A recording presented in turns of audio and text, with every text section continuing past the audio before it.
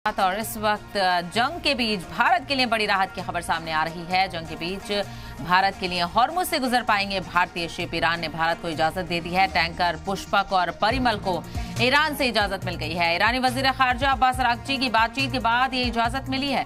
बताते चले कि वजीर खारजा जयशंकर ने की थी ईरानी वजीर से फोन पर बात। वजीर खारजा जयशंकर से ईरानी वजीर खारजा की बातचीत के बाद मिली इजाजत। भारतीय टैंकर पुष्पक और परिमल को ईरान सरकार ने हॉर्मुज स्ट्रेट से गुजरने की इजाजत दे दी है। तो भारत के लिए बड़ी राहत की खबर आपको बताते चले। हाल ही में अभी बताया जा रहा था कि वजीर खारजा जयशंकर ने ईरान के वजीर खारजा से बातचीत की थी और दोनों के बीच इस जंग के मसले को लेकर बातचीत हुई और भारत के हवाले से भी बातचीत हुई। इसका नतीजा निकलकर सामने आ गया है।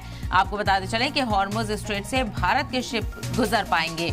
इसी को लेकर और ज्यादा जानकारी हासिल करते हैं हमारे नुमाइंदा नीरज पांडे इस वक्त हमारे साथ जुड़ गए हैं। नीरज, भारत के लिए बहुत बड़ी राहत की खबर है क्योंकि स्ट्रेट ऑफ हॉर्मुज बंद होने के बाद भारत में भी काफी चिंता देखने को मिल रही थी और अब 2 शिप्स को इजाजत मिल गई है। जी बिल्कुल, भारतीय डिप्लोमेसी के लिए बड़ी राहत की बात है और भारतीय डिप्लोमेसी कामयाब भी दिखाई पड़ रही है क्योंकि भारत के 2 ऑयल टैंकर पुष्पक और परिमल जो कि यूरोप और यूएस से ऑयल लेकर ईरान के हॉर्मुज की तरफ से गुजर रहे थे, उनको ईरान की सरकार ने इजाजत दे दी है। ईरान के सीमा से सेफ गार्ड देते हुए उन्हें बाहर निकाल दिया गया। फिलहाल वो ईरान की सीमा को पार कर गए हैं दोनों। ये भारतीय डिप्लोमेसी के लिए बड़ी जीत है क्योंकि कल ही एस जयशंकर जो हमारे विदेश मंत्री हैं उन्होंने ईरान के काउंटर पार्ट अब्बास अरागची से फोन पर बात की थी और उनसे रिक्वेस्ट की थी कि भारत और ईरान के रिश्ते बहुत पुराने हैं, बहुत पुराने व्यापारिक रिश्ते हैं। ऐसे में इस बात का ध्यान रखा जाए कि भारत के हित क्या हैं और ईरान के हित क्या हैं। दोनों के लिए ये जरूरी है कि एक दूसरे के हितों का ख्याल रखा जाए। बिल्कुल यकीनी तौर पर जी। और इससे ये भी समझ में आता है नीरज कि जिस तरह से आगे जंग के हालात नजर आ रहे हैं उसमें भी ये अहम किरदार अदा कर सकता है हिंदुस्तान। जिस तरह से हिंदुस्तान ने कोशिश की, बातचीत की और उसका हल भी निकलता हुआ नजर आया, यानी ये साफ तौर पर इशारा है कि भारत के ईरान के साथ किस तरह के रिश्ते हैं।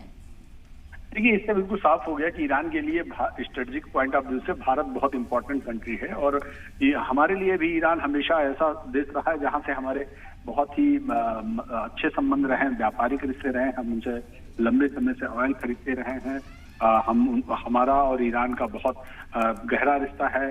खुद खामनेई लगातार जब भी भारत आते रहे हैं तो भारत में अलग अलग जगहों पे वो विजिट करते रहे हैं। तो ऐसे में भारत और ईरान के बहुत ही अच्छे संबंध हैं, ताल्लुकात हैं और उसका आज एक नजारा भी देखने को मिला। और आने वाले समय में ऐसा लगता है कि ईरान के इस पूरे मसले में भारत अहम भूमिका अदा कर सकता है। जी बिल्कुल यकीनी तौर पर इस बात के इशारे यहाँ पर मिल रहे हैं क्योंकि नीरज जिस तरह से दुनिया भर में तो चिंता है ही बल्कि हमारे मुल्क में भी, हिंदुस्तान में भी काफी कियोस देखने को मिल रहा था ऑयल सप्लाई से लेकर गैस सप्लाई को लेकर। इस खबर से कहीं ना कहीं लोगों में भी एक इत्मीनान बनेगा कि सरकार बातचीत कर रही है, अभी घबराने की जरूरत नहीं है।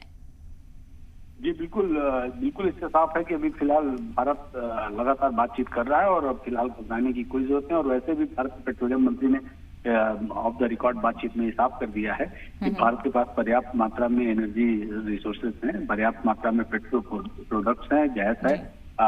ये जरूर है कि थोड़ी सी, क्योंकि पूरे वर्ल्ड में ये दिक्कत आई है और करीब 4 से 5% जो परिस्थितियां हैं वो दिक्कत में आई है। लेकिन इसके बावजूद भारत एक ऐसा देश है जिसके पास खुद का भी प्रोडक्शन बहुत बड़े लेवल पे है और वर्ल्ड के लार्जेस्ट रिफाइनरी प्रोड्यूस करने वाले कंट्रियों में से हम एक हैं। तो ऐसे में भारत के सामने फौरी तौर पे कोई बहुत ज्यादा समस्या नहीं है। बिल्कुल लोगों से यही अपील है कि वो अफवाहों पर ध्यान ना दें और ऐसे में इत्मीनान बनाए रखें। नीरज, बहुत शुक्रिया आपका।